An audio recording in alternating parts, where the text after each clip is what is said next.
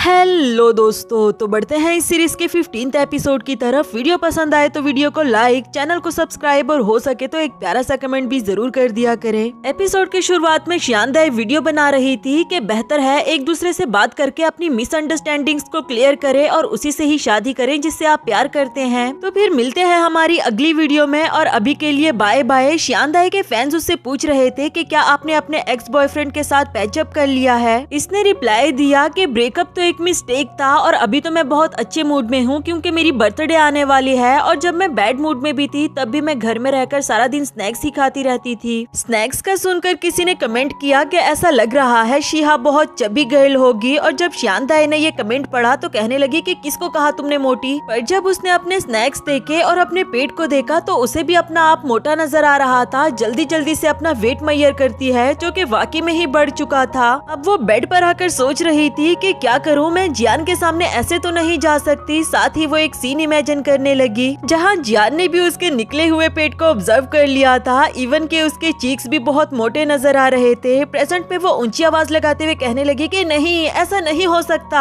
आज से ठीक 5 दिन के बाद मैं जियान के पास ब्लैंकन करने के लिए जाऊंगी और उससे पहले पहले मुझे अपना वेट लूज करना होगा। जल्दी से उसने अपने स्नैक्स भी संभाल कर रख लिए थे। नेक्स्ट सीन में जियान स्केचिंग कर रहा था और इधर यूजी श्यानदाई की वीडियो को देखकर हंस रहा होता है। जियान से कहने लगा कि किसी ने श्यानदाई को कमेंट सेक्शन में मोटी कहा है। ये सुनकर जियान ने भी फौरन से कमेंट किया कि श्यानदाई का वेट 50 kg से कम है और वो लंबी भी है, बहुत प्यारी दिखती है। यूजी ने जब वो कमेंट पढ़ा तो कहने लगा कि आखिर ये है कौन जो श्यानदाई को इतने अच्छे से जानता है। इधर जियान कहने लगा कि मैं जानता हूँ उसका वजन 50 से कम ही होगा क्योंकि एक बार मैंने उसे उठाया था। एक्चुअल में वो बीच सीन की बात कर रहा है जब श्यानदाई गिरने ही वाली थी और जियान ने उसे पकड़कर बचा लिया था। इधर यूजी बोला कि क्या तुमने उसे उठाया भी है। खैर श्यानदाई की बर्थडे आ रही है। उसने वीडियो में कहा कि वो चाहती है उसकी बर्थडे अनफॉरगेटेबल हो। ये सुनकर भी जियान ने अपनी लिखी हुई सारी कॉमिक बुक सामने रख दी थी क्योंकि वो बर्थडे सेलिब्रेट करने का आइडिया लेना चाहता था। मगर उसने देखा कि कॉमिक में तो कोई भी बर्थडे सेलिब्रेशन का सीन है ही नहीं। क्या लिनमो ने कभी मई की बर्थडे सेलिब्रेट नहीं की? यानी कि मैंने कभी यूजी को उसके बर्थडे पर कोई गिफ्ट भी नहीं दिया क्योंकि लिनमो का आर्क्योटाइप वो खुद था। अब वो जल्दी से यूजी को फाइटिंग क्लब के फ्री कॉपन्स दे देता है, जिस पर यूजी कहने लगा कि क्या तुम भी ये कहना चाहते हो कि फाइटिंग स्किल्स वाले लड़के ज्यादा अट्रैक्टिव दिखते हैं? तो ठीक है, फिर मैं भी इस क्लब को ज्वाइन करने के लिए जरूर जाऊंगा। इधर जियान अपनी नोटबुक लेकर उसके सामने ही खड़ा था कि बताओ फिर तुम्हें कैसा फील हुआ ये गिफ्ट लेने पर। और वो काफी ज्यादा गुस्से में आ गया कि अब ये कुछ ज्यादा ही हो गया है, हर वक्त कॉमिक कॉमिक कॉमिक। बेचारा जियान श्यानदाई को कॉपन्स देने पर क्रॉस लगा देता है और इसके बाद वो रूसोंग के पास आ गया था कुछ नया आइडिया ढूंढने के लिए। रूसोंग अपना ही मसला सुलझाने में लगा हुआ था और अपना माइंड रिफ्रेश कर रहा होता है ताकि फिर से योयो का सॉन्ग सुनकर वो गहरी नींद में ना चला जाए। खैर जियान उसे सवाल पूछता है कि रूसोंग, तुमने कभी किसी लड़की का बर्थडे सेलिब्रेट किया क्या? जिस पर वो बताने लगता है कि हाँ, मैंने अपनी कजन का किया था, डैड के दोस्त की छोटी बेटी का किया था, और पता नहीं किस किस का बता रहा होता है। इधर जियान सोच रहा था कि रूसोंग कितना काइंड लड़का है।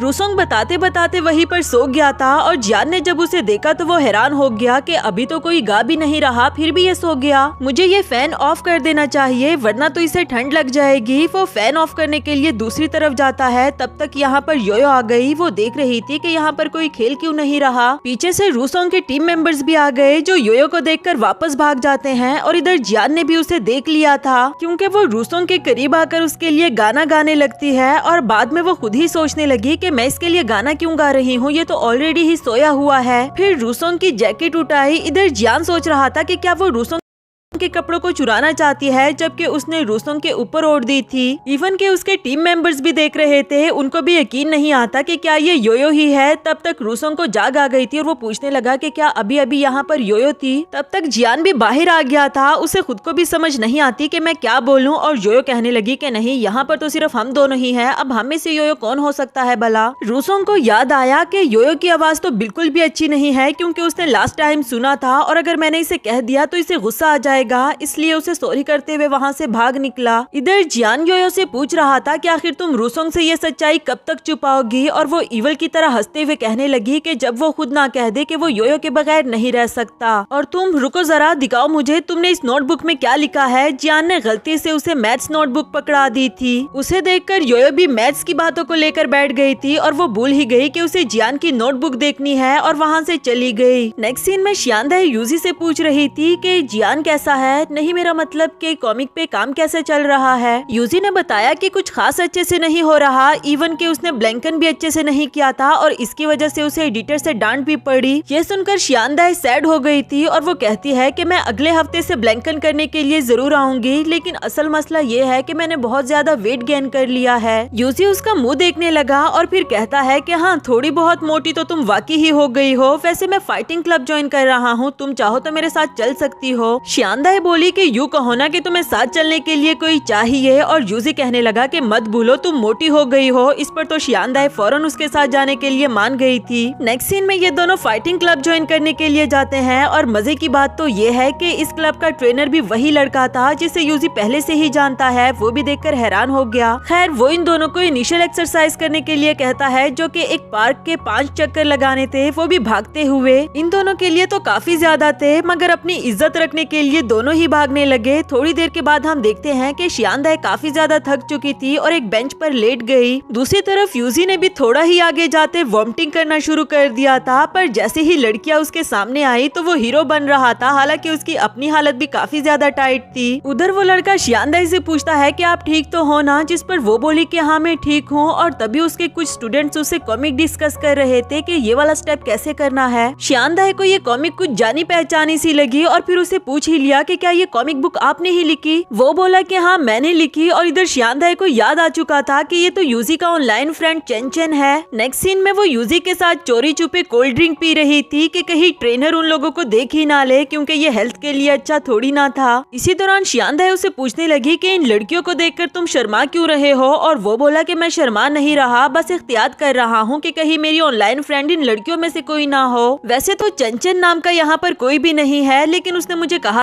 था कि वो भी फाइटिंग सीख रहा है। इधर शियांदाई दिल ही दिल में सोच रही थी कि अब मैं इसे कैसे बताऊं। खैर यूजी ने उसे बताया कि आजकल जरा ध्यान से रहना, क्योंकि जियान को पता चल गया है कि तुम्हारी बर्थडे आने वाली है, और हाँ उसे मत बताना कि मैंने तुम्हें इस बारे में बताया, शायद वो तुम्हें कोई बड़ा सरप्राइज देना चाहता है। शियांदाई तो सुनकर काफी ज्यादा खुश हो गई थी और तभी अपने बर्थडे सीन को इमेजिन करने लगी। ये कुछ फनी सा था। प्रेजेंट में वो सोच रही थी कि मुझे ऐसा क्यों लग रहा है कि ये हार्ट बीट फास्ट प्लान का कोई अपग्रेड वर्जन होगा। नेक्स्ट सीन में दोनों वापस आ रहे थे, वो भी काफी सारे स्नैक्स खरीद कर, जबकि दूसरी तरफ जियान को चंचन के साथ दिखाया गया, जो कि बर्थडे के रिलेटेड कुछ क्वेश्चंस कर रहा था। यूजी और शियांदाई अचानक से उसे सामने देखकर पूछने लगे कि तुम यहाँ, तो वो बोला कि हाँ मुझे पता चला था कि तुम दोनों यहाँ हो, इसलिए मैं तुम लोगों को ढूंढते हुए आया। यूजी ने पूछा कि तुम इसे जानते हो क्या, जिस पर जियान ने बताया कि हाँ ये मेरा छोटा भाई यीजिन है। शियांदाई और वो दोनों ही हैरान हो गए कि क्या तुम्हारा छोटा भाई यीजिन। अब यूजी उसके सामने सीनियर्स की तरह बिहेव करने लगा कि तुम्हारा सीनियर होने के नाते मुझे तुमसे कुछ सवाल पूछने चाहिए, चलो आओ मेरे साथ। इधर शियांदाई ने फौरन से अपने स्नैक्स साइड पर छुपा लिए थे और जियान से पूछने लगा कि तुम्हें इस फाइटिंग क्लब की क्या जरूरत पड़ गई। तो वो बोली कि असल में मैं अपनी बॉडी को स्ट्रॉन्ग करना चाहती हूँ। जियान जानता है कि शियांदाई को स्नैक्स कितने ज्यादा पसंद है, इसलिए वो उसके लिए काफी सारे लेकर आया था और शियांदाई भी काफी ज्यादा खुश हो गई। लेकिन इससे पहले कि वो कुछ और पूछ पाता, शियांदाई ने बताया कि मुझे एक सीक्रेट पता चला है, यीजिन ही यूजी का ऑनलाइन फ्रेंड चंचन है, लेकिन मुझे समझ नहीं आ रही कि उसे कैसे बताऊं। जियान भी जरा हैरान हो गया कि हाँ अगर इसे पता चल गया तो वो बहुत ऑकवर्ड फील करेगा, लेकिन इसे भी वो अपने कॉमिक के लिए मटेरियल समझ रहा था। खैर इसके बाद वो शियांदाई से पूछने लगा कि क्या तुम मुझे कोई ऐसा सीन बता सकती हो जो इंसान कभी भी ना भूले, कोई डेटिंग सीन या ऐसा कुछ भी। शियांदाई दिल ही दिल में समझ गई थी कि यकीनन ये मेरी बर्थडे सेलिब्रेट करना चाहता होगा और उसे बताने लगी कि अगर कोई मुझे प्रोटेक्ट करे तो मैं कभी भी नहीं भूल पाऊंगी। कभी कभी जिंदगी में आपको स्पीड की जरूरत होती है जो कि इंसान को कभी भी नहीं भूलता। और हाँ रात में बहुत सारे सितारों के नीचे सी साइड पर रोमांटिक डेट जहाँ कोई भी बेंच ना हो। जियान को ये सब कुछ जरा अजीब लग रहा था, लेकिन खैर वो सब कुछ नोट करता रहा। नेक्स्ट सीन में यूजी ने कुछ लड़कों को कॉमिक पढ़ते हुए देखा, मगर शियांदाई नहीं चाहती थी कि इसे कुछ भी पता चले, इसलिए वो बीच में आ गई थी उसे रोकने के लिए। कुछ दिनों के लिए दोनों की ये ट्रेनिंग चलती रही और शियांदाई भी काफी ज्यादा मेहनत कर रही थी और हम देखते हैं कि उसने सच में काफी ज्यादा वेट भी लूज कर लिया था। अब वो काफी ज्यादा खुश हो रही थी क्योंकि अब वो जियान से मिलने के लिए जा सकती है। नेक्स्ट सीन में वो जियान के साथ बैठी ब्लैंकन कर रही होती है। इसी दौरान वो चाह रही थी कि जियान उसे नोटिस करे कि वो कितनी पतली और स्लिम लग रही है, जबकि जियान ने जब उसे देखा तो वो कहने लगा कि शियान दाई, आज तुम कुछ डिफरेंट लग रही हो। वो तो अब तारीफ ही सुनना चाह रही थी, जबकि जियान बोला कि फाइटिंग स्किल्स की वजह से तुम्हारी बॉडी कितनी ज्यादा स्ट्रॉन्ग हो गई है, तुमने ब्लैंकन भी इतने अच्छे से किया। ये सुनकर तो बेचारी का मुंह ही लटक गया और जियान उससे कुछ पेपर कटवा रहा था कि तुम्हारी बॉडी स्ट्रॉन्ग हो गई है, प्लीज इसे कट करने में मेरी हेल्प कर दो। उसे खुद भी यकीन नहीं आ रहा था कि इतने सारे पेपर्स मैंने एक ही बार में कट कर दिए, लेकिन खैर वो ये थोड़ी ना चाहती थी बेचारी। तभी उसकी नजर पड़ी कि जियान ने इसकी बर्थ डेट को मार्क किया हुआ है और ये उसके लिए खुश होने का एक नया रीजन था।